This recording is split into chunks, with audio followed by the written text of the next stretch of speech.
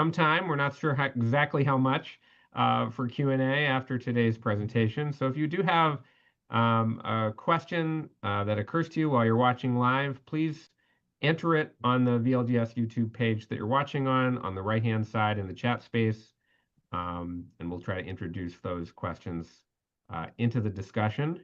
But today we're honored and pleased to welcome our two joint presenters, Sean Donahue and Robert Percival. So Sean is a partner at Donahue, Goldberg, and Herzog, where his practice is focused on appellate litigation with a focus on complex environmental and administrative law cases in federal and state appellate courts.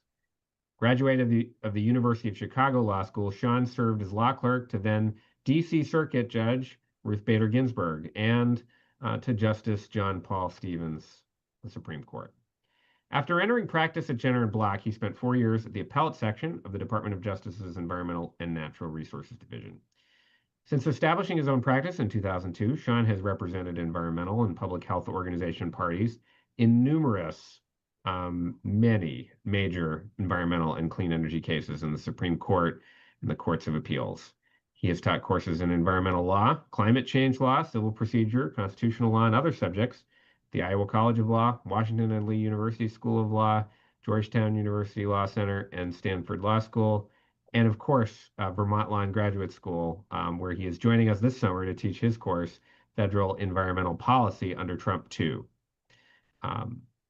Also joining us today is Professor Bob Percival. Bob is the director of the Environmental Law Program and Robert F. Stanton Professor of Law at the University of Maryland Francis King Carey School of Law. He served as a law clerk for Judge Shirley M. Hufstedler of the Ninth Circuit and for Supreme Court Justice Byron R. White, and spent 6 years as attorney for the Environmental Defense Fund. He served as a visiting professor at Harvard Law School and Georgetown University Law Center. He is the principal author of the most widely used environmental law casebook. He is a J. William Fulbright Scholar. He was at the China University of Political Science and Law in Beijing in 2008 and has worked with China's Supreme People's Court, the National People's Congress, the Chinese Ministry of Environmental Protection, and the China Council on International Cooperation for Environment and Development. He's presented lectures at more than 30 Chinese universities, and in 2009, he represented the U.S. State Department on a lecture tour of China. Professor Percival earned his BA degree from Macalester College and his MA and JD degrees from Stanford University. Professor Percival will be joining us, a longtime member of our summer faculty, later this month to teach his course, Global Environmental Governance. Today, Sean and Bob will present Federal Environmental Law after Trump 2. About as hot a topic as it comes. So please join me in welcoming Sean Donahue and Bob Percival. All right. I guess I'll start off. We're going to do this as kind of a dialogue between Sean and I, which I think will be a lot of fun. I wanted to start off by sort of comparing how the second Trump term has compared with Trump 1. Trump is as anti-environmental as ever, but in Trump 1, he hadn't done as much preparation to hit the ground running in what has become now a slash and burn expedition through federal environmental law. He was often stymied during his first term by losing the large majority of cases in the court when he tried to roll back environmental regulations. He didn't, in the first term, seem to know much about this thing called the Administrative Procedure Act, which meant you couldn't just repeal a regulation on the whim of the president. But that's changed quite a bit in the second Trump term. There was a careful blueprint laid down by the Heritage Foundation, the Project 2025, which he claimed to know nothing about and disavowed on the campaign trail, but which is coming to resemble very closely what he's done since taking office. He hit the ground running on day one by issuing a flurry of executive orders, and he's not stopped. He's now, as of Sunday, issued 168 executive orders, which is more than the entire number of executive orders issued during the 4 years of the Biden administration. Now, only 17 of these have dealt with energy and the environment. And preparing for this, Sean and I talked about, uh, as bad as his environmental policies have been, his policies on having people seized off the streets and flown to whatever country uh, seem far more radical even than what he's done to the environment. But he certainly has been doing radical things to the environment. He pulled us out of the Paris Agreement once again, which he had only succeeded in doing for a couple of months the first time around. He has taken a expansive view of presidential powers that goes even way beyond what he did in the first term.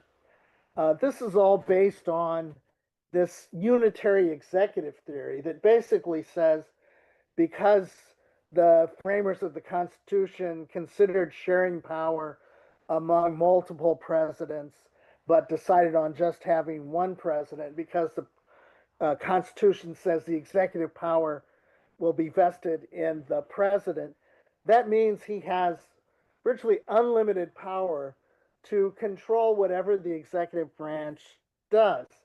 Now, that unitary executive theory was rejected by an 8-1 vote of the Supreme Court in the Morrison versus Olson case, where the court upheld the Independent Counsel Act over the dissent of only Justice Scalia.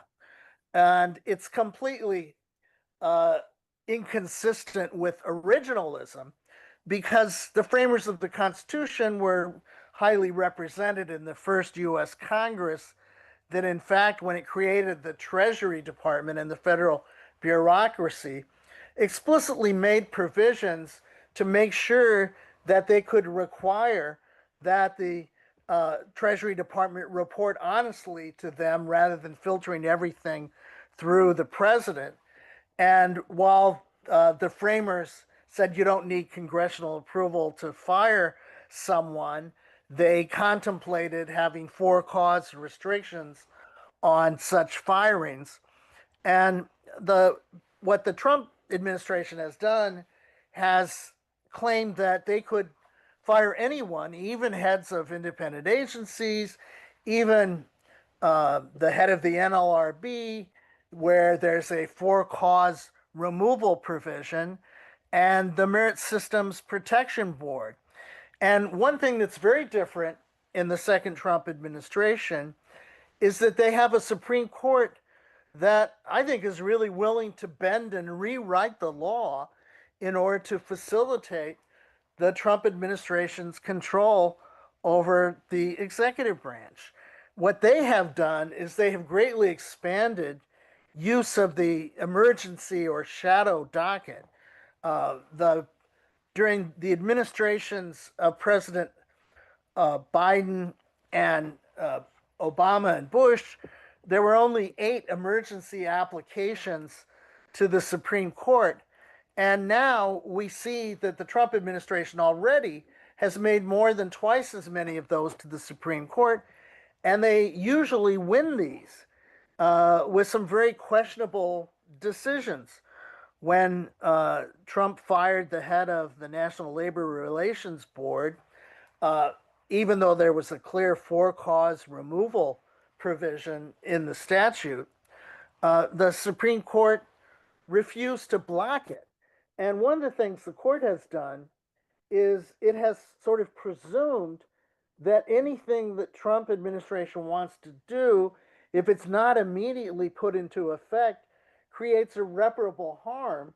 So even though these cases haven't been decided on the merits, they've required that the agencies essentially be restructured pending a long legal process to find out if this is legal and constitutional. Of course, the longtime precedent that has upheld for-cause removal is the Humphreys Executor case from 1935, and it's been criticized by the members of the current conservative court, and they've limited its application, but they've never overruled it. And one of the reasons they haven't is because the agency no one wants the president directly monkeying with is the Federal Reserve Board. And yet, in the Wilcox decision that the court issued on May 22nd, the court indicated that it's probably likely to jettison Humphrey's executor. And in a per curiam decision, they tried to distinguish the Federal Reserve Board because they didn't want the economy freaking out if Trump was able to immediately replace Jerome Powell. So they said, well, this doesn't apply to the Federal Reserve Board because it's, quote, uniquely structured quasi private entity that follows in the distinct historical tradition of the first and second banks of the United States. The three dissenters in the case said that was kind of an absurd distinction, but it shows what's likely to follow as this court is hell bent on upholding Trump's power to fundamentally restructure the executive branch, not only by bringing in agency heads who are hostile to the missions of the environmental agencies, gutting their budget substantially, and basically suspending enforcement of existing regulations. A lot of these executive orders refer to radical environmentalism that they're ordering be replaced. And in situations where it's going to take them a while to repeal regulations, they just say, well, we're going to suspend all enforcement of it in the meantime. Now, Sean will give you more details about some of the outrageous things that they've done. So I'll turn it over to Sean now. Thank you, Bob, and thanks, Christoph, for having us. Yeah, I mean, I think it is right that this administration, this version of the Trump administration, is more aggressive. The likelihood of sort of enduring harm to our system of environmental protection and natural resource conservation is great. I think we are going to suffer very significant harm that will require, and I think we're going to get into this toward the end, a period of rethinking and rebuilding, which will have some merit independent of just remedying things that have been lost. But it's hard to overstate how emergent the situation is for environmental law and policy right now. But it's quite understandable to do so because, as Bob mentioned, there's all this other stuff that seems, more immediate and more extreme, including people being seized off the street and the military being sent to American cities and the like. So I think one point I would make is that for all the extraordinarily aggressive things that the Trump administration is doing on energy and environment, one thing it's not done is sort of seek or still less obtain substantive changes to any of our great environmental statutes. And that's because the votes aren't there, particularly in the Senate. And so you see again, and this is not unique to Republican administrations, but an effort to kind of maximize what can be done with executive action or with the kinds of legislative action that don't have to survive the filibuster. One of those is the Congressional Review Act, which authorizes Congress to review and overturn specific agency rules. That has been used at a record pace in Trump 2, including in some circumstances that are really remarkable and deserve some attention because of their egregiousness, in which EPA sought to recharacterize some grants of preemption waivers that had been granted to California in the Biden administration to allow California to enforce emission standards that are more rigorous than federal standards under very long-standing Clean Air Act authority, recognizing California's sort of historic role in emissions control. And EPA recharacterized these actions, which it had always regarded under Democratic and Republican administrations as adjudications that weren't subject to the CRA, and the Government Accountability Office had taken that same view, as had Republican members of Congress. And they recharacterized those actions as rules and sent them to Congress to overturn these important California programs encouraging clean car deployment. And I think that, was particularly egregious. California has sued as a sort of total miscarriage of the CRA process and of principles of respect for states under the 10th Amendment. So we'll see whether there's a remedy there. But the use of these sort of alternative methods has been very, very aggressive. Obviously, we just saw the reconciliation with a very comprehensive effort to undo much of the federal investment in clean energy that had been made in the Biden administration. And that's a tragic loss for the country that will definitely set us back. It remains to be seen whether it will set us back, a modest amount or a tremendous amount. And obviously the economics of clean energy continue to be very favorable. And that is one challenge for those of us who are worried about climate and interested in clean energy. Sort of what are the workarounds there, whether through state law or private remedies, because it's the environment's just gotten a lot tougher. Even though there has been this focus on non-APA, sort of non-regulatory means of attacking environmental protection and clean energy, there will be a whole bunch of conventional rollback rulemakings, as Administrator Zeldin, sort of trumpeted. They've a whole bunch of really important rules in the crosshairs, and we're starting to see those. There's been a proposal to completely eliminate carbon standards for power plants. We expect to see them kind of shockingly attempt to rescind the endangerment finding for greenhouse gases. That's something that was considered in Trump 1 and rejected, in part because there was basically a chorus, including from industry and some conservative voices, that this was a crazy thing to do because the science is overwhelming and it sort of makes you look not serious and is very unlikely to survive judicial review. There will be efforts to overturn federal vehicle emission standards, air toxic standards, and much more. And so there'll be a lot of work to do just sort of in the trenches of trying to push back and get at least some of those overturned.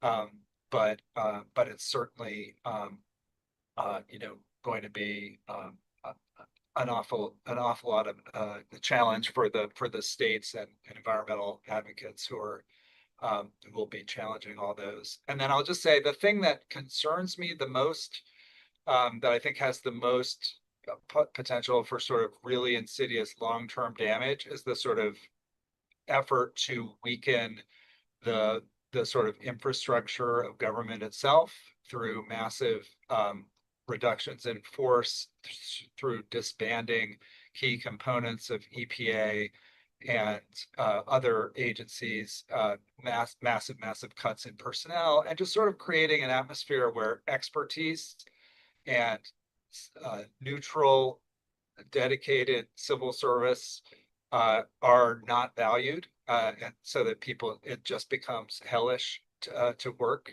in these environments. And that's obviously something that can't be just fixed with a pen and rescinding executive orders. I would urge people to sort of be aware of that, speak out against that. It's really, really damaging. And that's something that we'll want to continue to watch for. Some of it's in litigation now and will be. And maybe, Bob, I'll turn it back to you, since I've been unable to create a lighter tone. So maybe I'll give you a chance. Yeah, well, I just want to mention, when you mentioned the Congressional Review Act, one of the things about that act is that it provides that no similar regulations can ever be adopted unless there's a specific act of Congress enabling that. So they'll be making the argument that by supposedly vetoing the California waiver, even though the Senate parliamentarian said you can't do that, it's not a rule, that means California can't ever have more stringent standards, even though from the very founding of the Clean Air Act in 1970, they already had their own vehicle standards, and that's why they were grandfathered in for those. Some of these other initiatives, I mean, if you go back and look at the Reagan administration, it was kind of similar in that there was no way Reagan had the votes in Congress to roll back the environmental law. So what did he do? He decided to create Executive Order 12291 that said you can't promulgate any regulations unless they're first approved by my new Office of Information and Regulatory Affairs in the Office of Management and Budget. And I actually, as a young lawyer for EDF, brought the first lawsuit against OMB, challenging them for blocking an EPA regulation that was subject to a statutory deadline. And I ultimately succeeded in winning a judgment that OMB had acted illegally in doing so. And I'll query whether the current courts would rule in the same way.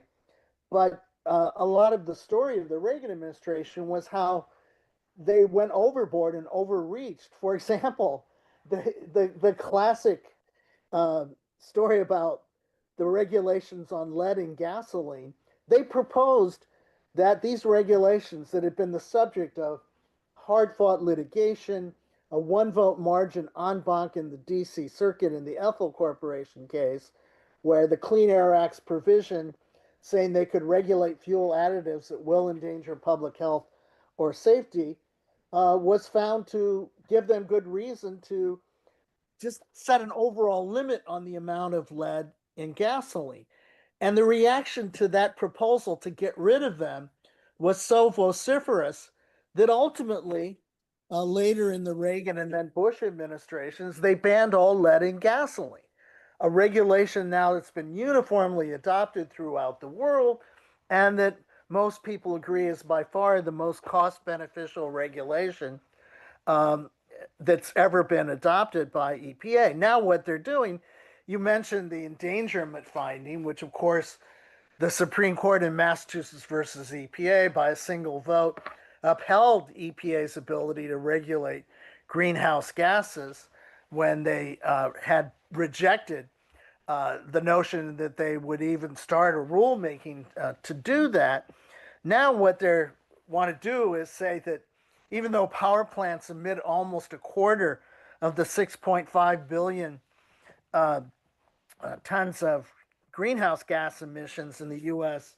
every year, that if we slice them all into tiny little pieces, none of them themselves is significant enough to meet the significant endangerment standard. That's something that will have to be litigated out in court.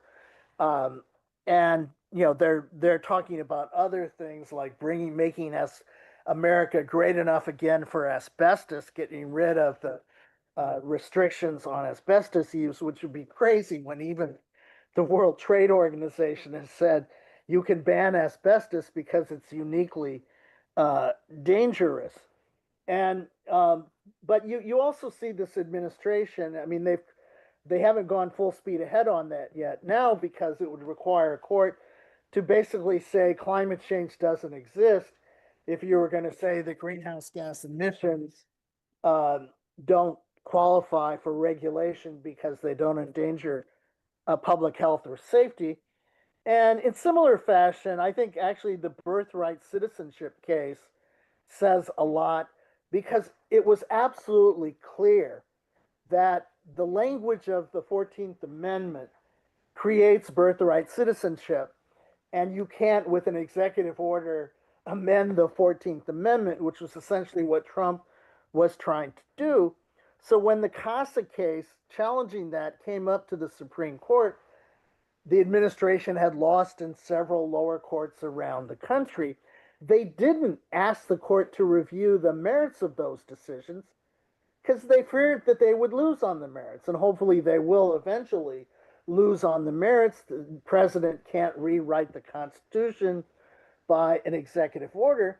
And that's the reason the Supreme Court, in the decision saying that universal injunctions exceed the authority of the district courts, didn't rule on the merits. It would have been so easy to just say, look, the lower courts are right on the merits. Let's save ourselves a lot of time.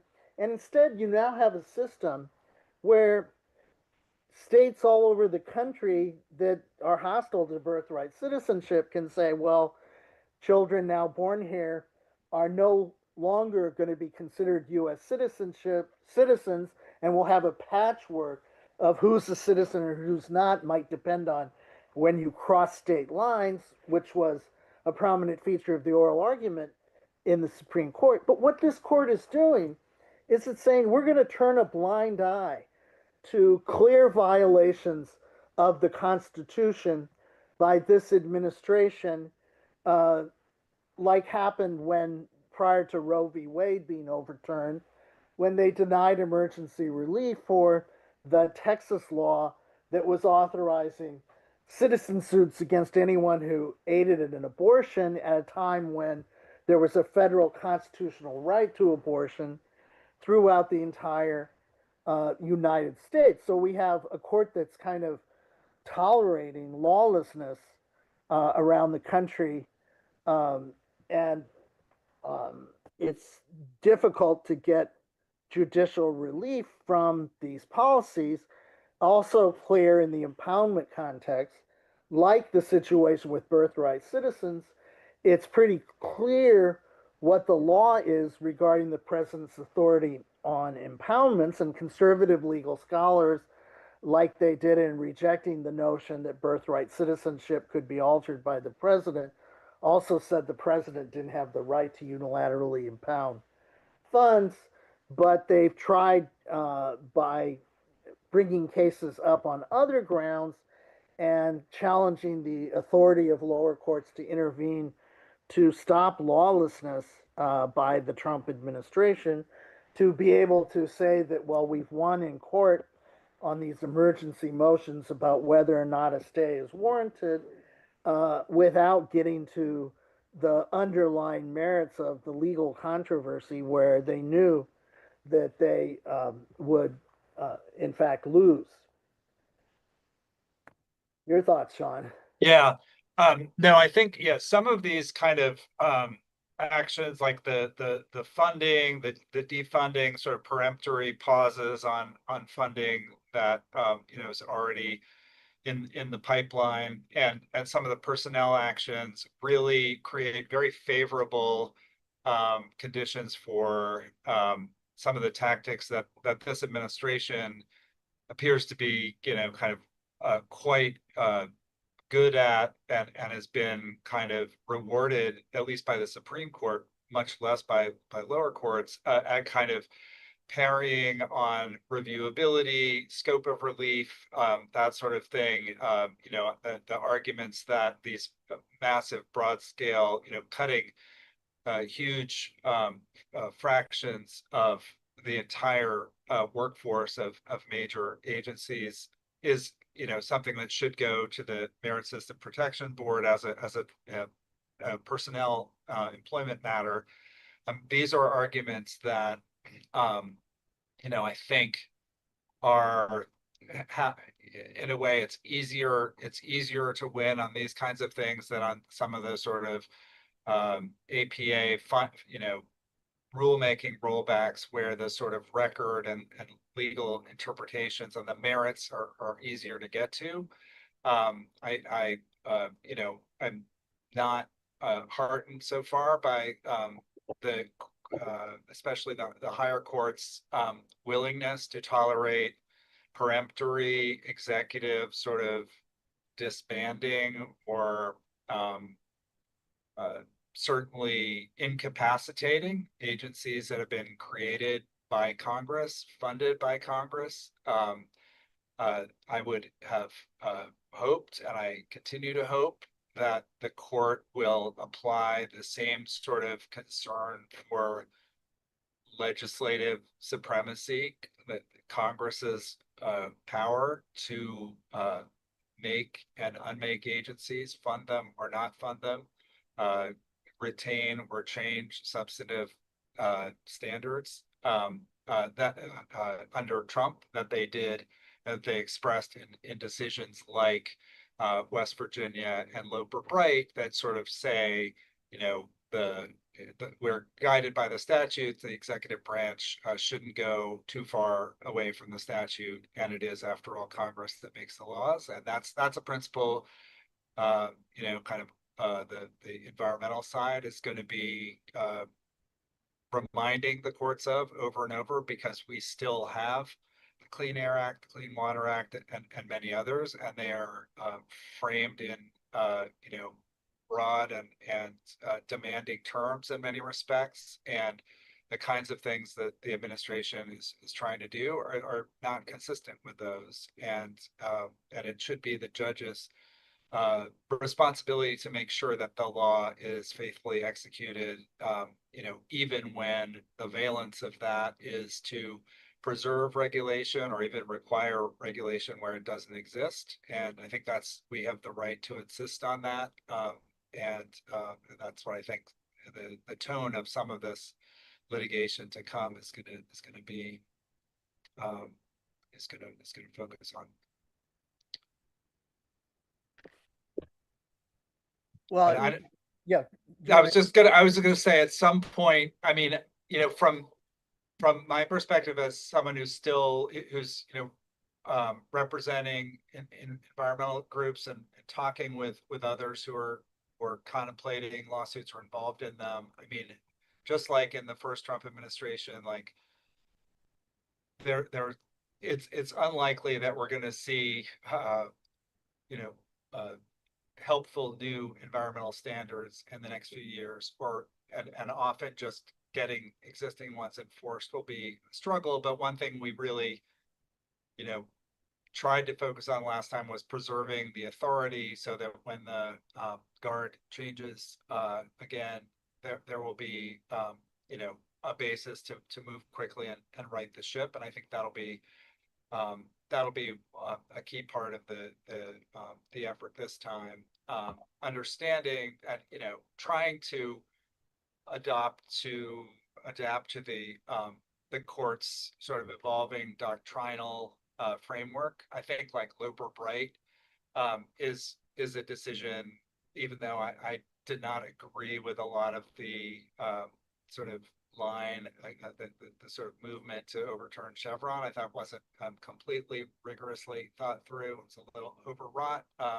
But I think what Loper leaves is something that you know, we can work with, because the text of statutes is in many cases really quite favorable to the environmentalist side, and we'll be kind of insisting on that. And I guess I don't know, Bob, one thing I would like to talk about is, I know, you know, we teach at Vermont Law and Graduate School and other places, and talk to a lot of brilliant young people who are, you know, going into this field and well aware of what's happening with our climate and other pressing problems. And they see what sounds like a just complete free fall and disintegration of even the sort of inadequate laws and programs that we have in place, and sort of, you know, how do we maintain not just hope, but you know, motivation to fight, and to you know, and to be ready to make progress when progress is again possible. And you have more perspective than I do on that. I'd love to hear what you would say. Well, it's, you know, it's our students that inspire us, because they're going to be the ones carrying these fights on in the future. So I think what I should do now is touch on some, I wouldn't call them bright spots, but maybe less dim spots in the current environment. I mean, we know that environmental law has been on a huge losing streak in the U.S. Supreme Court with West Virginia versus EPA, the court reaching out and voiding the Clean Power Plan that the Biden administration was not using and had no intent to use. The Sackett case completely rewriting Section 404 of the Clean Water Act to greatly restrict federal ability to protect wetlands.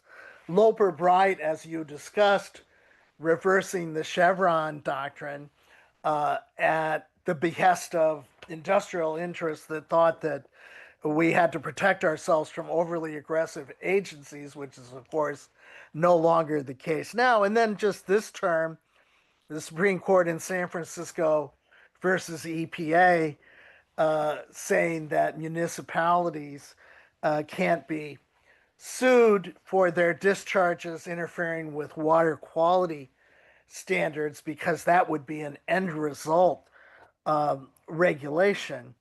If you looked at the, well, you mentioned the Congressional Review Act. One good news is that that pretty much only works when there's a change of administration because there's a time limit on what regulations Congress can review. Now, given the way in which the Republicans sort of changed the rules with respect to the California waiver, one could argue that they could gin up all sorts of things to try to get Congress to veto. One piece of good news, of course, is there's a midterm election coming up next year, and the House majority is so thin that they're no longer going to be able to get everything that they want vetoed through the Congressional Review Act to be vetoed. When the big ugly bill was being debated in Congress, Senator Michael Lee of Utah included a provision in it that would have forced the federal government to sell off millions of acres of public lands to private parties. And one of the good things that happened is that there was very little support of it, even among people out west. It wasn't anything like the old sagebrush rebellion Utah's been litigating, trying to get the Supreme Court to turn over all public lands that the federal government owns in the state. But they haven't been getting much support from other Western states for that. So this provision was actually dropped from the bill. And it's good to know that there are some issues where conservative Republicans want to protect public lands as well. Another piece of good news in the Supreme Court is there are a couple of lines that the court has not been willing to cross, although they may do so in the future. One is the non-delegation doctrine. You may recall in the American trucking case, there was an effort to get the Supreme Court to strike down the Clean Air Act's national ambient air quality standards on non-delegation grounds, that the act wasn't specific enough. And when the act, in fact, sets up a very detailed process for how you go about establishing them. And you can't imagine regulations that have greater economic or political significance because they apply to the entire country. So from the standpoint of major questions, it might apply to it, but I don't think it's under threat from that. This year, there was an effort. There have been at times, the 6 conservative members of this court have said that they don't like the non-delegation doctrine. And there was a huge push this year in the FCC case that was before it, FCC versus Consumer Research, to say that you can't let a private entity set tax rates that go to funding federal support for rural Wi-Fi programs. And the Supreme Court, by a 6-3 margin, rejected this using the old intelligible principle, which had been the grounds for upholding the Clean Air Act against non-delegation challenges. So the non-delegation doctrine, while it's still probably under threat in certain circumstances, and would essentially require that Congress has to write and approve all environmental regulations, specifically itself, no longer seems to be under direct threat from the court. Now, there also is another line the court has been assiduous about avoiding, and that is it has not embraced industry pleas to venture into state tort law and start dictating what states should do with respect to who they hold liable. So far, it has stayed out of the state consumer protection climate litigation, even though it did have the case involving Baltimore on the standards for a reviewing court and deciding whether or not state cases could be removed to federal court. The fossil fuel industry would like nothing better than to get the Supreme Court to just say, well, climate's a global problem. It's governed by federal common law. And given the American Electric Power decision, it's now all displaced by the Clean Air Act at the very time that this administration wants to gut the ability of the Clean Air Act to be used to deal with climate change. So far, they've stayed out of those, even though there's been attempt after attempt by the fossil fuel industry to get them to venture forward on that. There's another effort by Bayer to get the court to intervene and reverse judgments against it for people exposed to the pesticide Roundup, but the court's already denied several of those. So we'll see if they ultimately get worn down enough to go there. Other bright spots, I think, just like with the Clean Power Plan, where market forces, even though it never went into effect, had already accomplished the shift away from coal that the administration had, the Obama administration had envisioned at the time the original plan was promulgated. The market transition to a green economy seems pretty inexorable. Now, certainly a number of big projects are going to face obstacles as President Trump shows his antipathy towards wind energy, particularly offshore wind energy, and as the big ugly bill pulls federal tax incentives for green energy, which is clearly going to slow the transition. That, I do a lot of work in China, and China is just remarkable in the way in which it's installed solar and wind, and it's now starting to benefit mightily from their investments in renewable energy, whereas Trump wants to take us back to a drill baby drill scenario where we're more dependent on fossil fuels, and he talks about big, beautiful, clean coal. No matter what he says, no electric utility in the U.S. is going to be crazy enough to propose building a new coal-fired power plant. So I think that try as he might, he's not going to be able to defeat the transition to green energy. It's just simple economics at this point. And of course, there's going to be dramatic shift towards non-enforcement of the federal environmental laws. But the good news is that most of those laws have citizen suit provisions. The danger is that the court could cut back on standing in citizen suits, and the Texas citizens lobby case that's been percolating in the Fifth Circuit might be a vehicle for doing that. But I think it would kind of be ironic that this court just this term in the Diamond Alternative Energy case actually expanded standing for fossil fuel producers to challenge California automobile standards on the grounds that it's going to reduce consumption of their product, even though they're not directly regulated by it. If they're expanding standing for industry, it would be kind of hard for them to cut back on standing for citizen suits in cases to try to enforce the environmental laws. Now, the fact that the public seems to be very supportive of our basic environmental law infrastructure, which is why Reagan couldn't repeal the laws, Bush couldn't repeal the laws, and now Trump hopefully can't repeal the laws, so he's trying to do everything by subterfuge. That I think will ultimately be a source of public support.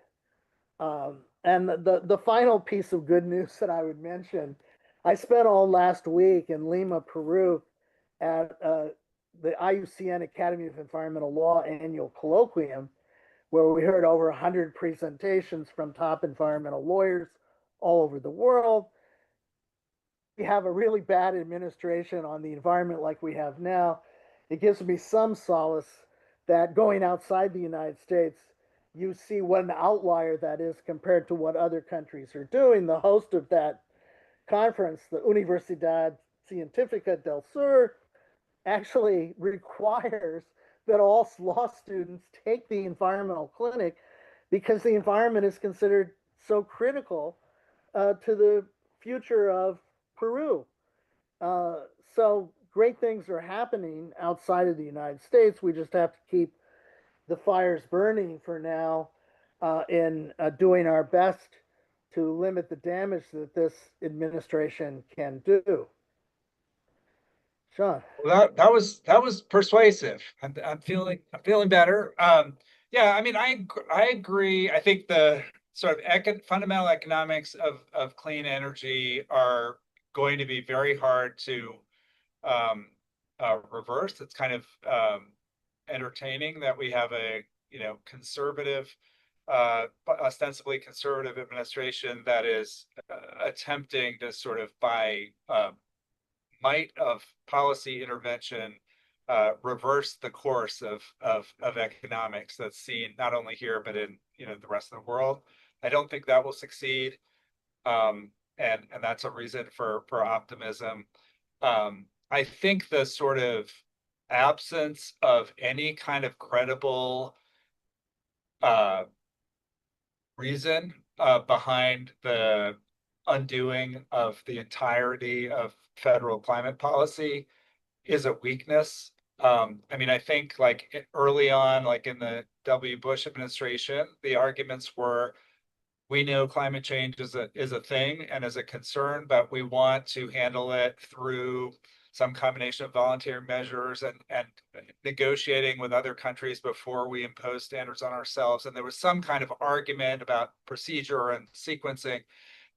This administration does not appear to have any serious refutation of the science and the sort of observed impacts, what's happening with the insurance industry, what's happening every day when we read the papers about terrible and unprecedented natural disasters and heat and all that. And I think I do think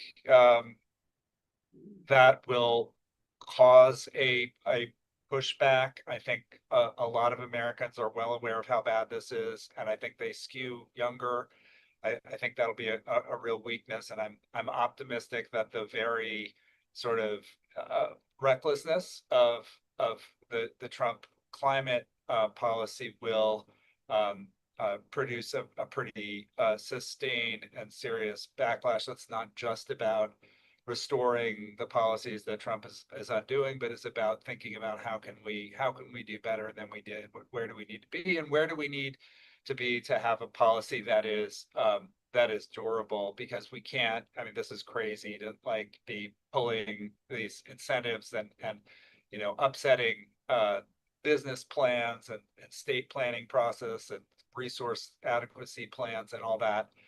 It's a cell phone, national cell phone extraordinary. I also think that while there's some political momentum behind it, the attack on sort of expertise, scientific expertise, and a neutral and expert civil service, and relatedly, the attack on research universities is something that will be hard to sustain. And the arguments against doing that, again, are their arguments from national interest, from the interests of young people who, want to learn science and have skills that will allow them to thrive in the new world that we're creating.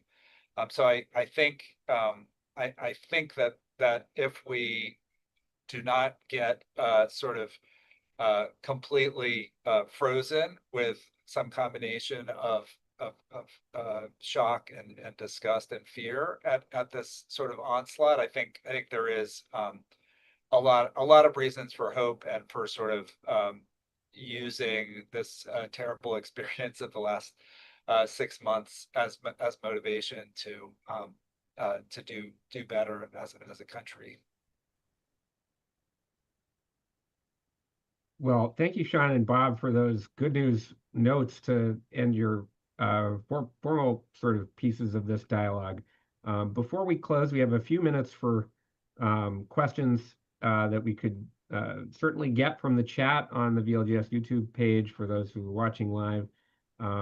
We did get a question which I'll sort of tweak a little bit because it sort of has a flavor that I'm interested in. Major questions doctrine, Loper Bright, sort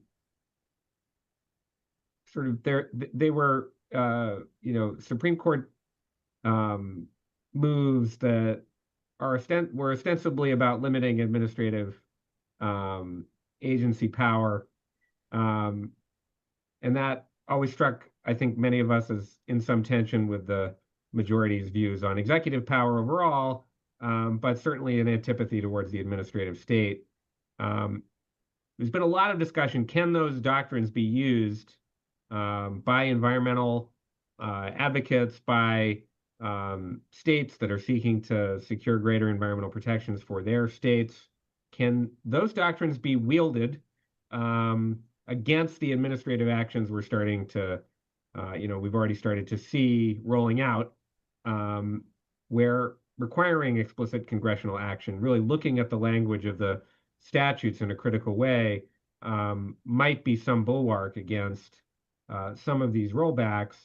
And I'm wondering if each of you have a thought on where what your thinking is on the sort of oomph behind that strategy of using some of those doctrines, which were, I think, broadly unpopular and unwise from my perspective, coming from the Supreme Court, limiting administrative agency action, whether they are weapons to be wielded now, and how you're thinking about that question.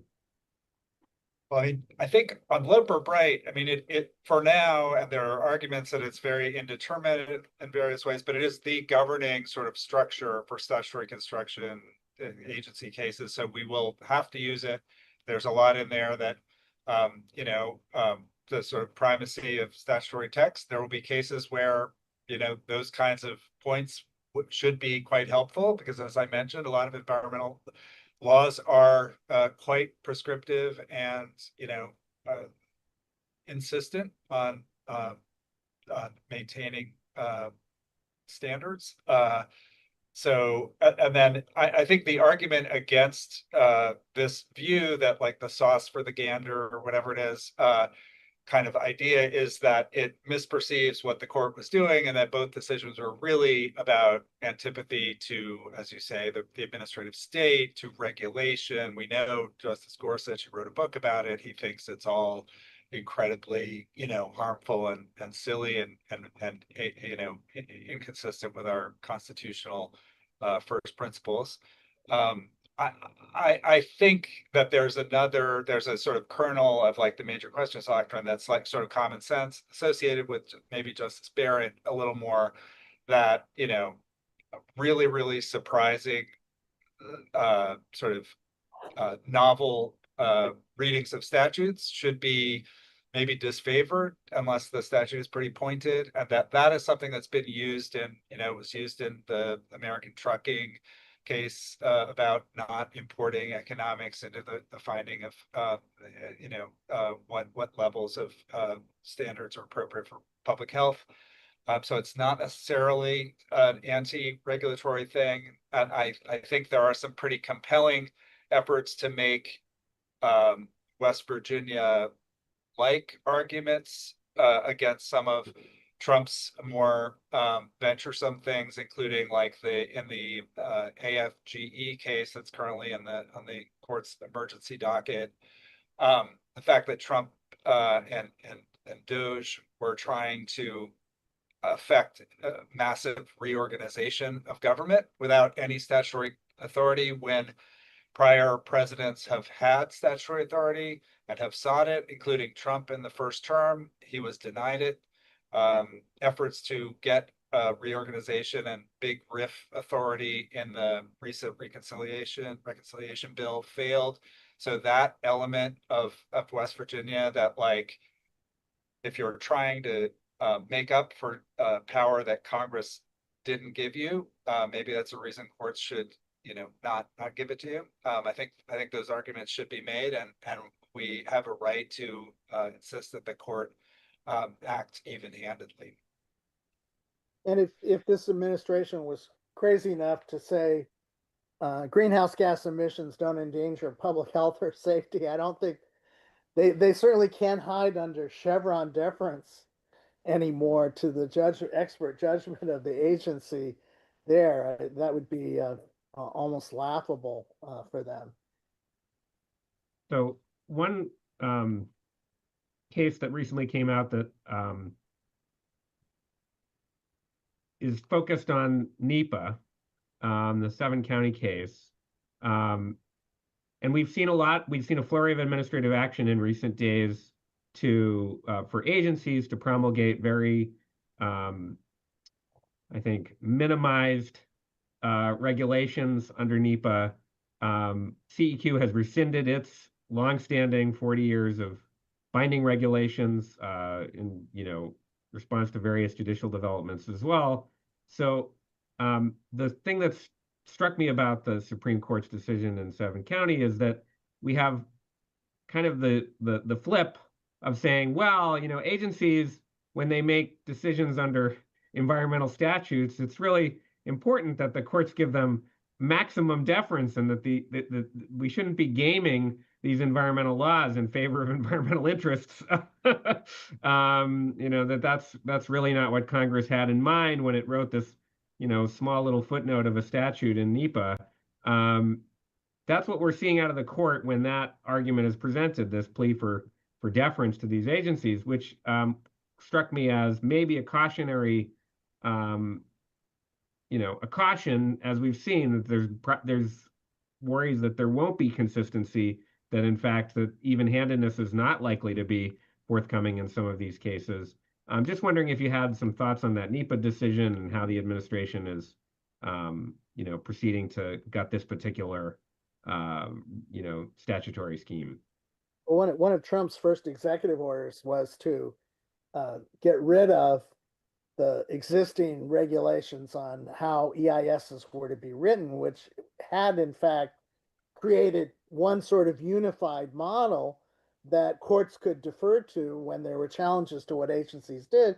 Now you have each agency supposed to come up with its own, but lurking in the background to all of this is the changes to NEPA that now set time limits and page limits.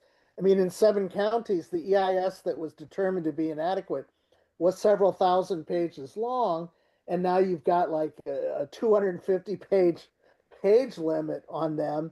So it's almost like everyone's sort of throwing up their hands with respect to NEPA in the Congress, in the agencies, and even in California now, where you're changing the California Environmental Quality Act. I think things are ripe given the need to speed up permitting for green energy projects, for some really fundamental rethinking about the permitting process. Although I'm sure in this administration, it won't be in a pro-environment way. But then again, 7 counties was the 18th NEPA decision by the Supreme Court, and the environment's record is now 0-18, which is even worse than the record of the Washington Nationals. Yeah, I would just add, NEPA, if you actually read NEPA, it was intended to do big things. It's very broad language. And I would like to see from the court, and I understand whatever, there's like agreements, disagreements about this, how NEPA should be implemented, fine. But I would like to see a recognition from the majority that this statute was both groundbreaking and ambitious, and it was trying to do things, and that sort of those objectives, maybe of members of Congress who have a different worldview than the current court, but I would like to see more acknowledgement that our statutes are filled with those kind of objectives that are law, and should be treated as such. I thought the opinion was kind of quite dismissive of the sort of gist of the statute. Well, I certainly will agree with that sentiment that these laws that we've been teaching for many years, are the statutory texts, are places where we send our students, and it's a really important grounding. And the best we can do is insist on the rule of law from the courts in which we're appearing in front of, including these important environmental laws. And I know that the two of you have been extraordinary guardians and stewards of these laws over the years. And so we're out of time for today's discussion. But thanks again, Sean and Bob, for sharing your views, sharing your thoughts on this extremely hot topic. And thanks to everyone who's joining us live and who's watching later. Our next talk in our series will take place online this Thursday. And we'll see you then. Have a good day, everyone. Thank you.